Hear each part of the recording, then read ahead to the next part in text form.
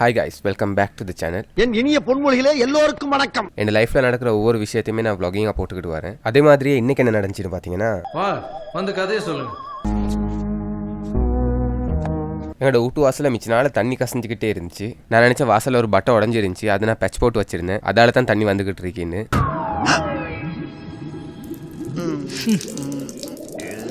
பார்த்தா அங்கே கார்னர்ல இருந்து தண்ணி வந்துகிட்டு இருந்துச்சு. தண்ணியை ஸ்டாப் பண்ற அந்த ஸ்டாப் வெல் கிட்ட உள்ள ஜாயிண்ட்ல இருந்து தான் தண்ணி வடிஞ்சு அப்படியே கீழே வந்து அங்க இருந்து அப்படியே வருது வாசலுக்கு. ஸோ அதனால அதை செஞ்சு ஆகணும். ஏன்னா இப்போ வீட்டுக்கு வர பில் எல்லாம் வானத்தை தொட்டுக்கிட்டு இருக்குது.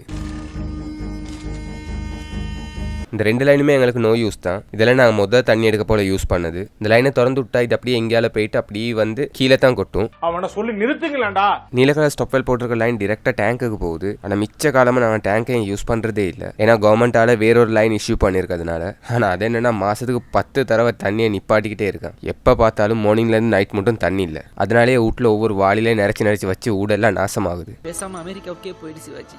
இல்லை, இதான் என் ஊர். இதை விட்டுட்டு நான் எங்கடா போவேன்? ஸோ அதனால் நான் என்ன ஐடியா பண்ணேன், பழைய லைன்லேருந்து வர தண்ணி அப்படியே டிரெக்ட் பண்ணி டேங்க்குக்கு அனுப்பிடுவோன்னு. ஏன்னா தண்ணியை நிப்பாட்ட போகிறாங்கன்னு அனௌன்ஸ் பண்ணால் டேங்கை நினச்சி வச்சுக்கொள்ளலாம். அப்போ யூஸ் பண்ணிக்கொள்றதுக்கு ஈஸியாக இருக்கும். ஆனால் அதுலேயும் ஒரு சில பிரச்சனைகள் இருக்குது. ஏன்னா எங்கள் வீட்டில் தென்னை மரம் இருக்க சுட்டி தேங்காய் உழுவுற நேரம் எல்லாம் பட்டையும் உடஞ்சிரும். அதே இப்போ பார்த்தாலும் செஞ்சுக்கிட்டே இருக்கணும்.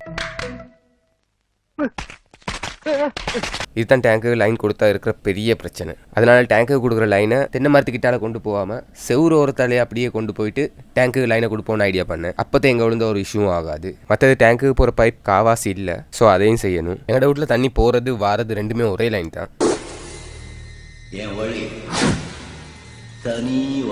இப்போ நான் என்ன பண்ண போகிறேன்னா, இந்த பழைய லைன் அப்படியே கட் பண்ணி இந்த டேங்க் லைனுக்கு சப்ளை கொடுக்க போகிறேன். கட் பண்ணி எடுத்ததுக்கு பிறகு தான் அந்த லீக்கேஜ் எங்களுக்கு செய்ய இயலும். இப்போ அதில் கனெக்டட் த்ரெட் அப்படியே சுற்றி கலட்டி எடுத்துட்டு தேவையான அளவுக்கு நல்ல த்ரெட்ஸில் சுற்றி சீல் பண்ண போகிறேன்.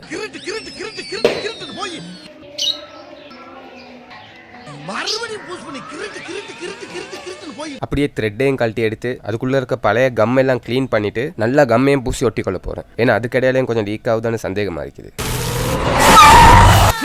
அடைக்க போறேன்டா. ஐயோ புடிங்கிருச்சே.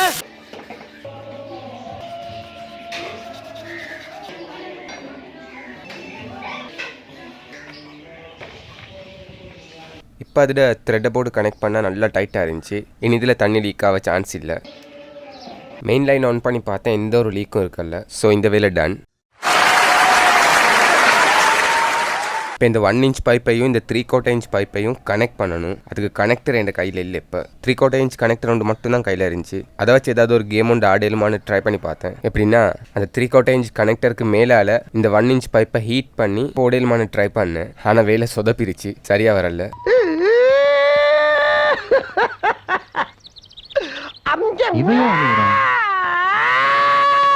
ஏன்னா கனெக்டர் திக்னஸ் கூடன்றதுனால பைப் ஓவரா எக்ஸ்பேண்ட் ஆக போக்கல பிஞ்சிக்கிட்டு வந்துட்டு. சரியான கனெக்டர் ஒன்று வாங்கி போடுறது இஷ்யூ ஒன்று இல்லை. இன்றைக்கு சண்டே, கடை திறந்துருக்குமான்னு தெரியா. ஸோ அதனால சும்மா போயிட்டு அலைஞ்சிட்டு வரணுமேனு தான் கையில் இருக்கிறத வச்சு ஏதாச்சும் செய்யலாமான்னு ட்ரை பண்ணேன். ஆனால் வேலைக்கு ஆகலை. அதுக்கப்புறம் கடைக்கு போயிட்டு பார்த்தோம், இருந்துச்சு. ஒரு கடையில் 170 ரூபா சொன்னோம் ஒரு கனெக்டர், இன்னொரு கடையில் 100 ரூபா. ரெண்டுமே கிட்ட தான் இருக்குது. 100 ரூபாய்க்கு இருக்குதுன்னு சொன்ன கடையே ஒரு சாமானத்துக்கு 2-3 மடங்கு விலை வச்சு தான் விற்பான். அப்போ அவனே 100 ரூபா கொடுக்குறான்னா இந்த கடைக்காரன் மனசாட்சியே இல்லாமல் எவ்வளவு கூட வச்சு விற்கிறான்னு யோசிச்சு பாருங்க. சரின்னு கனெக்டரையும் கம்ம பூசி ஒட்டிட்டு 3/4 inch பைப்பையும் சரியான லென்த்தை பார்த்து கட் பண்ணி எடுத்து அதையும் கனெக்ட் பண்ணிட்டேன். ஃபைனலி இந்த சைடில் வேலை கம்ப்ளீட்லி டன்.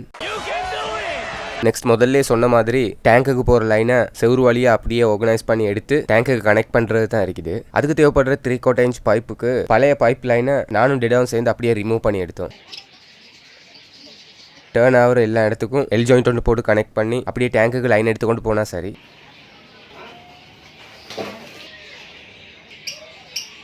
தண்ணி போக்கில் பைப்பில் வெயிட்டை தாங்கிறதுக்கு பைப்பை ஒரு பைண்டிங் கம்பி போட்டு கட்டி வரிசையாக இந்த கம்பியில் கட்டிக்கொள்ள போகிறேன் ஒரு சேஃப்டிக்காக.